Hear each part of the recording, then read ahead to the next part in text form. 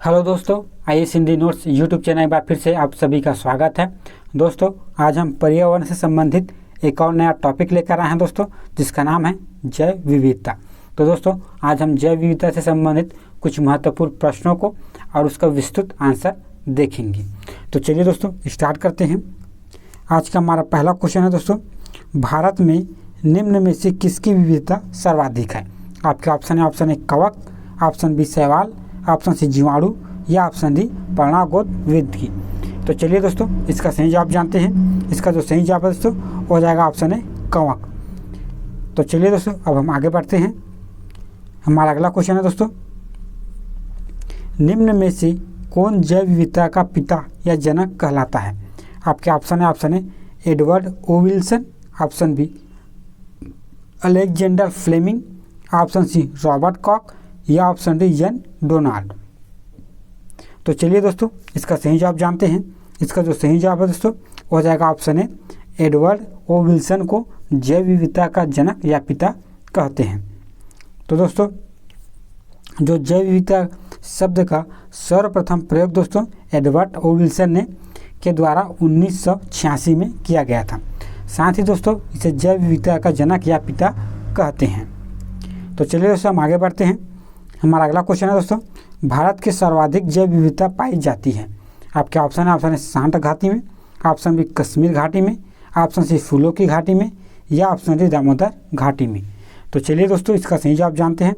इसका जो सही जवाब है दोस्तों हो जाएगा ऑप्शन ए सांत घाटी में। तो दोस्तों, भारत में सर्वाधिक जैव विविधता सांत घाटी में पाई जाती है। तो दोस्तों, जो सांत घाटी है वो केरल के पलक्कल जिले में नीलगिरी की पहाड़ियों में स्थित है और यह दोस्तों एक राष्ट्रीय पार्क है जो पश्चिमी घाट का हिस्सा है। तो चलिए दोस्तों, हम आगे बढ़ते हैं। हमारा अगला क्वेश्चन है दोस्तों, निम्न में से कौन भारत के जैव विविधता का तप्त स्थल है? आपके ऑप्शन है, ऑप्शन ए पश्चिमी हिमालय, ऑप्शन बी पूर्वी हिमालय, ऑप्शन सी पश्चिमी घाट या ऑप्शन डी बी और सी दोनों। तो चलिए दोस्तों, इसका सही जवाब जानते हैं। इसका जो सही जवाब है दोस्तों हो जाएगा ऑप्शन डी, अर्थात दोस्तों भारत में जैव विविधता का तप्त स्थल पूर्वी हिमालय और पश्चिमी घाट दोनों हैं। तो दोस्तों, यदि हम बात करें तप्त स्थल की, तो तप्त स्थल की जो अवधारणा है दोस्तों वह थॉमस मेयर ने 1988 में दी थी। यह प्राकृतिक स्थल जहां निवारक जातियों की पर्याप्त संख्या में हो और उनके अधिवास के कारण उस स्थल में प्राकृतिक निवासी या वन्य जीव या वनस्पति होते हैं। तो चलिए दोस्तों, हम आगे बढ़ते हैं। और दोस्तों, जो वे प्रजाति जिसका अस्तित्व संकट में पड़ गया है जैव विविधता के तप्त स्थल कहलाते हैं। भारत में दोस्तों 4 तप्त स्थल हैं, पूर्वी हिमालय, पश्चिमी घाट, इंडो बर्मा क्षेत्र और सुंदरलैंड। तो दोस्तों, यह है भारत के 4 तप्त स्थल। तो दोस्तों, ये भारत के तप्त स्थल के बारे में कुछ महत्वपूर्ण जानकारी है, आप याद रखिएगा। चलिए हम आगे बढ़ते हैं। हमारा अगला क्वेश्चन है दोस्तों, निम्नलिखित में से किसे सर्वप्रथम बायोडायवर्सिटी शब्द का प्रयोग किया था? आपके ऑप्शन है, option A C J Barrow, option B D Carsey, option C Walton C Rosen या ऑप्शन डी आर बैटिक। तो चलिए दोस्तों, इसका सही जवाब जानते हैं। इसका जो सही जवाब है दोस्तों हो जाएगा ऑप्शन डी आर बैटिक ने सर्वप्रथम बायोडायवर्सिटी शब्द का प्रयोग किया था। हमारा अगला क्वेश्चन है दोस्तों, निम्नलिखित जैव विविधता का समृद्ध क्षेत्र है? आपके ऑप्शन है, ऑप्शन अरावली पर्वत, ऑप्शन बी पूर्वी घाट, ऑप्शन सी पश्चिमी घाट या ऑप्शन डी सतपुड़ा श्रेणी। तो चलिए दोस्तों, इसका जवाब जानते हैं। इसका जो सही जवाब है दोस्तों हो जाएगा ऑप्शन सी पश्चिमी घाट।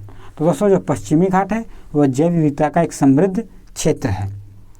तो दोस्तों, यदि हम बात करें भारत के पश्चिमी तट पर स्थित पर्वत श्रृंखला को, तो दोस्तों वह पश्चिमी घाट या सह्याद्री कहते हैं। यह तापी नदी के मुहाने से तमिलनाडु के केप कमोरियन तक लगभग दोस्तों 1600 किलोमीटर लंबाई में विस्तृत है। विश्व में दोस्तों जैव विविधता के लिए ये बहुत महत्वपूर्ण है और इस दृष्टि से दोस्तों वे विश्व में 8वां स्थान रखता है। तो दोस्तों, यह भारत के पश्चिमी तट के बारे में महत्वपूर्ण जानकारी, आप इसे जरूर याद रखिएगा। तो चलिए हम आगे बढ़ते हैं।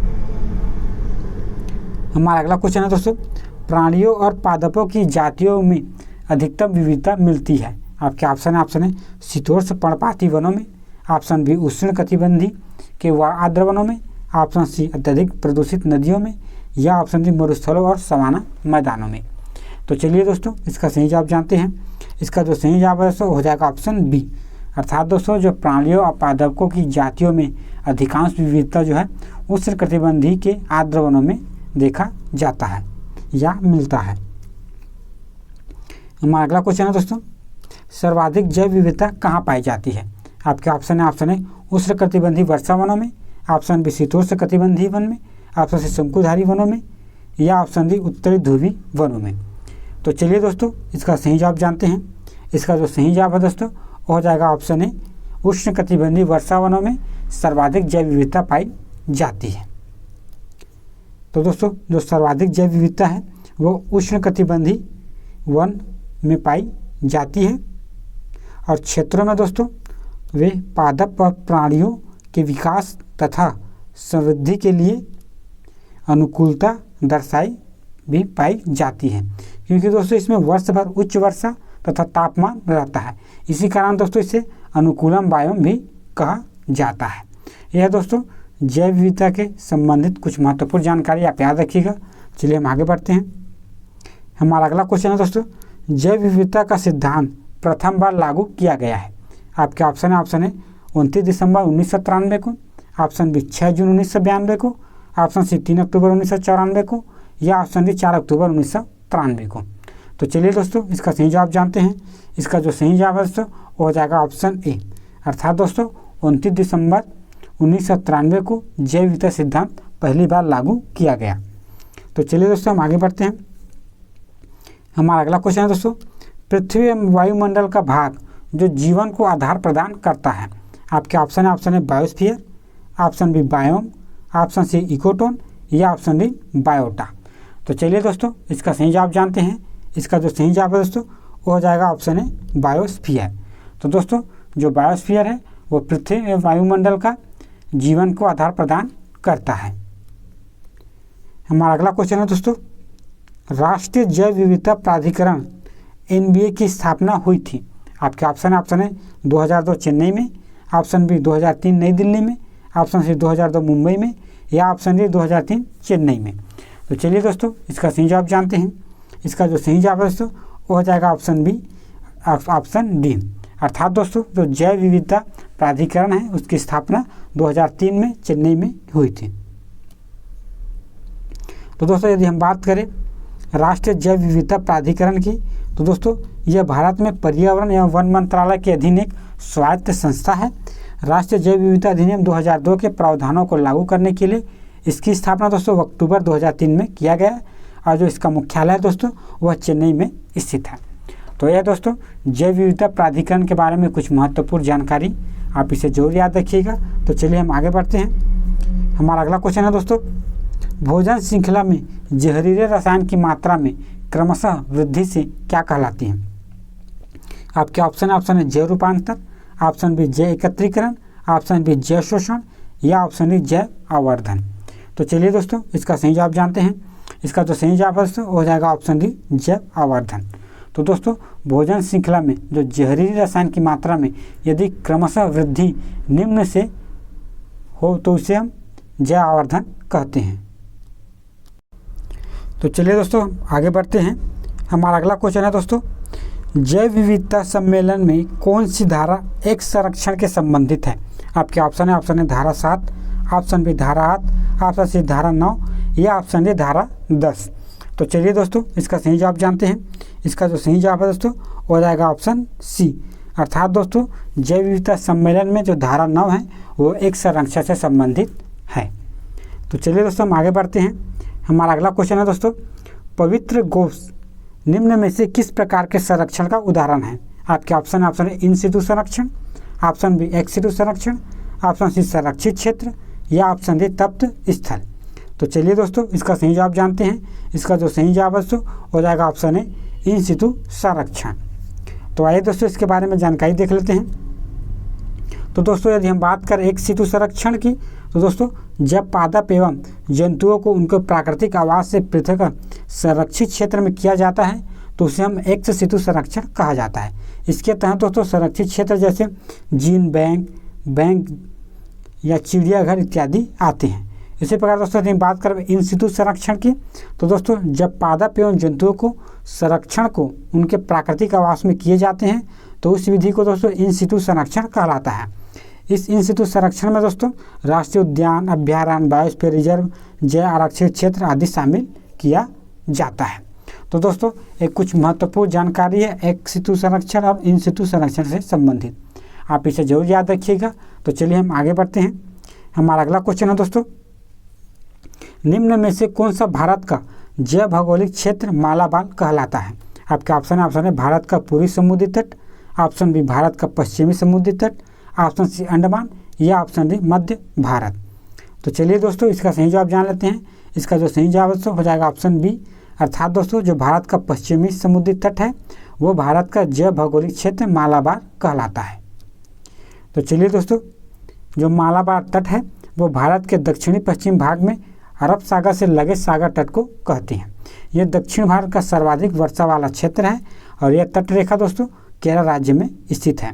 तो दोस्तों यह मालाबार सागर तट के बारे में महत्वपूर्ण जानकारी, आप इसे जरूर याद रखिएगा। तो चलिए हम अगले क्वेश्चन की तरफ बढ़ते हैं।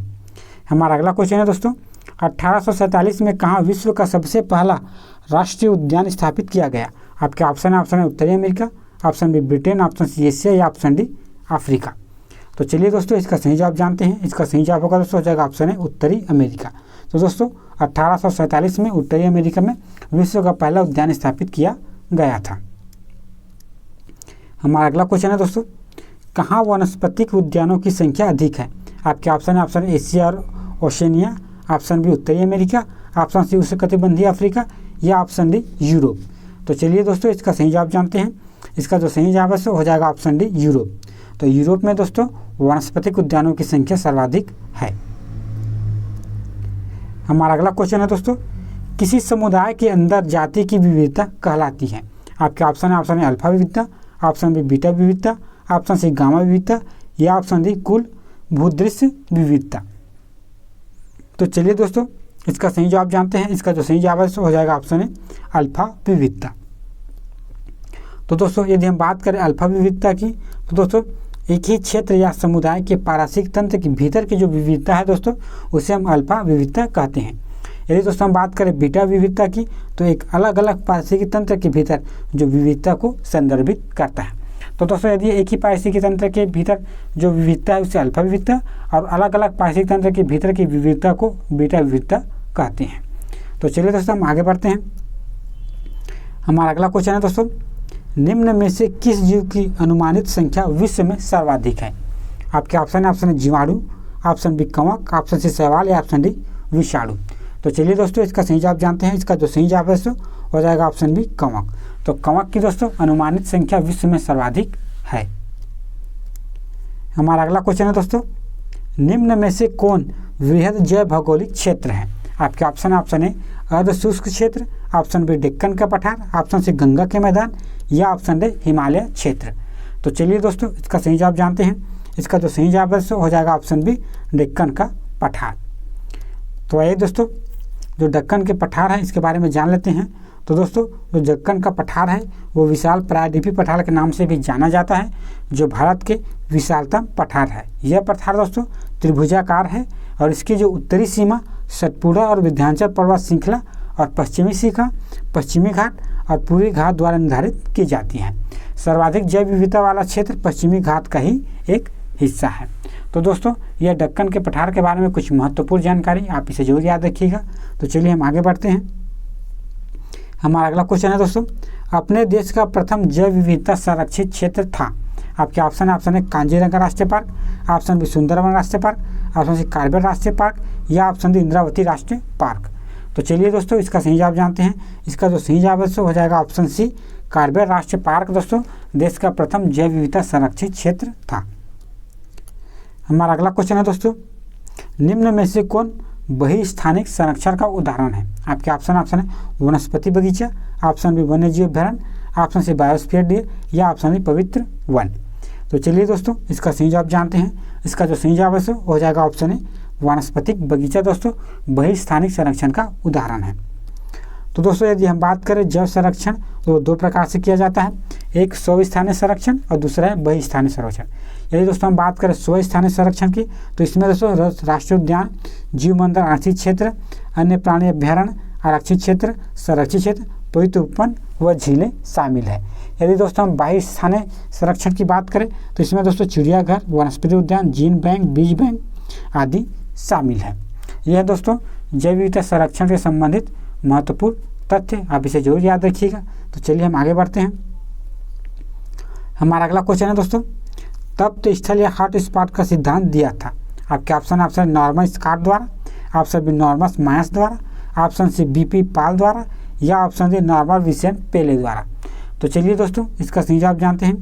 इसका जो सही जवाब है दोस्तों हो जाएगा ऑप्शन बी, अर्थात दोस्तों जो तप्त स्थल या हॉट स्पॉट का सिद्धांत नॉर्मन मायस ने दिया था।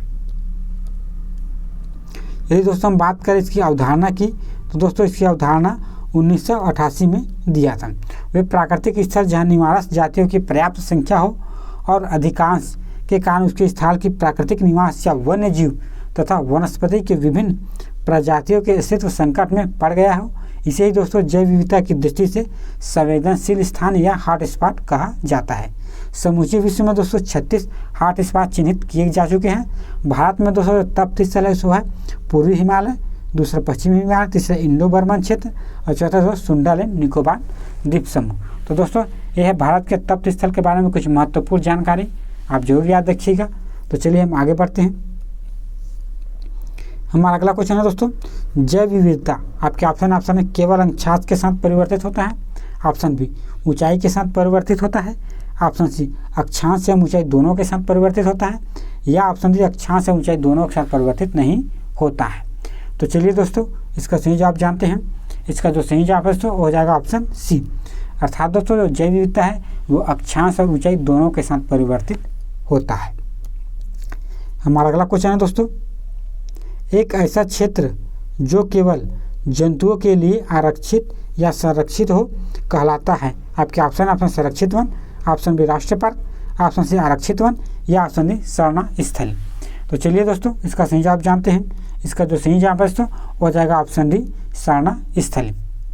तो चलिए दोस्तों यदि हम बात करें दोस्तों संरक्षित वन की तो दोस्तों इस प्रकार के वनों में स्थानीय निवासियों को लघु वनोपज, जलाऊ लकड़ी, पशुचारण की सीमित अनुमति होती है।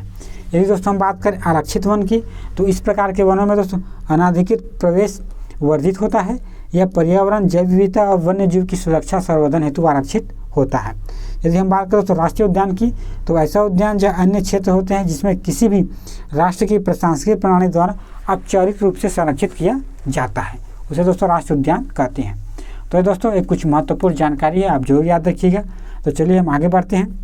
हमारा अगला क्वेश्चन है दोस्तों, भारत में सबसे पहला जैव मंडलीय आरक्षित क्षेत्र कहाँ स्थापित हुआ। आपके ऑप्शन है Great Nicobar, option B Mannar की खाड़ी, ऑप्शन सी नंदा देवी या ऑप्शन ए नीलगिरी। तो चलिए दोस्तों इसका सही जवाब जानते हैं। इसका जो सही जवाब है सो हो जाएगा ऑप्शन डी नीलगिरी में। तो दोस्तों यदि हम बात करें नीलगिरी में तो जैव मंडल के रिजर्व तमिलनाडु में स्थित है और जो इसकी स्थापना है दोस्तों 1986 में की गई है। तो चलिए दोस्तों हम आगे बढ़ते हैं। हमारा अगला क्वेश्चन है दोस्तों, भारत में सबसे बड़ा चीता क्षण स्थल कहाँ है। आपके ऑप्शन है Corbett, option B Sundarban, option C Nandankanan या ऑप्शन डी नागार्जुन। तो चलिए दोस्तों इसका सही जवाब जानते हैं। इसका जो सही जवाब है दोस्तों हो जाएगा ऑप्शन डी नागार्जुन। दोस्तों भारत में सबसे बड़ा चीता आरक्षण स्थल नागार्जुन में है। दोस्तों यदि हम बात करें नागार्जुन की तो नागार्जुन सागर दोस्तों श्री सैलम बाघ रिजर्व जो भारत का सबसे बड़ा टाइगर रिजर्व है, इसकी स्थापना दोस्तों 1978 में हुई थी और यह दोस्तों आंध्र प्रदेश के 5 जिलों में नालगोंडा, महबूबनगर, कुर्नूल, प्रकाशम और गुंटूर में तक फैला है। तो यह दोस्तों नागार्जुन सागर के बारे में कुछ महत्वपूर्ण जानकारी। तो चलिए हम आगे बढ़ते हैं। हमारा अगला क्वेश्चन है दोस्तों, भारत के प्रत्येक नागरिक का कर्तव्य होगा प्राकृतिक पर्यावरण का संरक्षण एवं सुधार। यह कथन भारतीय संविधान के किस अनुच्छेद में संदर्भित है। आपके ऑप्शन अनुच्छेद 48 है, ऑप्शन बी अनुच्छेद 51 है, ऑप्शन सी अनुच्छेद 56 या ऑप्शन डी अनुच्छेद 21। तो चलिए दोस्तों इसका सही जवाब जानते हैं। इसका जो सही जवाब है वो है ऑप्शन है अनुच्छेद 51A में। हमारा अगला क्वेश्चन है दोस्तों, राज्य देश के पर्यावरण के संरक्षण तथा उसके संवर्धन और वन्य जीवों की रक्षा का प्रयास करेगा। यह कथन भारतीय संविधान के किस अनुच्छेद में संदर्भित है? आपके ऑप्शन अनुच्छेद 47, ऑप्शन बी अनुच्छेद 48 है, ऑप्शन सी अनुच्छेद 51 का, या ऑप्शन डी अनुच्छेद 36। तो चलिए दोस्तों, इसका सही जवाब जानते हैं। इसका जो सही जवाब है दोस्तों हो जाएगा ऑप्शन बी अनुच्छेद 48 का में वर्णित है। हमारा अगला क्वेश्चन है दोस्तों, वह एकमात्र सेंचुरी जहां कश्मीरी हिरण पाया जाता है। आपके ऑप्शन है कान्हा, ऑप्शन बी दामिच ग्राम, ऑप्शन सी गिर, या ऑप्शन डी मधुमलई। तो चलिए दोस्तों, इसका सही जवाब जानते हैं। इसका जो सही जवाब है दोस्तों वो हो जाएगा ऑप्शन बी दामिच ग्राम। तो दोस्तों, यदि हम बात करें दाची ग्राम राष्ट्रीय उद्यान की, इसकी स्थापना 1981 में हुई थी। ये श्रीनगर के समीप 141 वर्ग किलो क्षेत्र में विस्तृत रूप से फैला हुआ है। तो दोस्तों, हमारा अगला क्वेश्चन है, निम्न कथनों पर कौन सा कथन सत्य नहीं है? आपके ऑप्शन है भूमध्य रेखा के ध्रुव और जाति विविधता में वृद्धि होती है। ऑप्शन बी उच्च कटिबंधीय शीतोष्ण क्षेत्रों की अपेक्षा अधिक जातियों की आश्रय देता है। ऑप्शन सी विशालतम जैव विविधता अमेजनी वर्षा वनों में पाई जाती है, या ऑप्शन डी जाति विविधता शीतोष्ण क्षेत्र के ध्रुवों की ओर घट जाती है। तो चलिए दोस्तों, इसका सही जवाब जानते हैं। इसका तो सही जवाब हो जाएगा ऑप्शन है। तो दोस्तों, भूमध्य रेखा के ध्रुवों की ओर जाति विविधता में वृद्धि होती है। दोस्तों, यदि हम बात करें ध्रुवों में, तो भू रेखा की ओर जाने पर जैव विविधता में वृद्धि होती है। सर्वाधिक जैव विविधता भू मध्य रेखा के 10 डिग्री उत्तरी तथा दक्षिण अक्षांश में पाया जाता है। भारत में दोस्तों शांति घाटी में सर्वाधिक जैव विविधता पाया जाता है। तो दोस्तों, ये थे कुछ महत्वपूर्ण जानकारी जैव विविधता से संबंधित। तो दोस्तों, ये थे पर्यावरण के जो टॉपिक जैव विविधता से संबंधित कुछ महत्वपूर्ण प्रश्न और उसका डिटेल आंसर।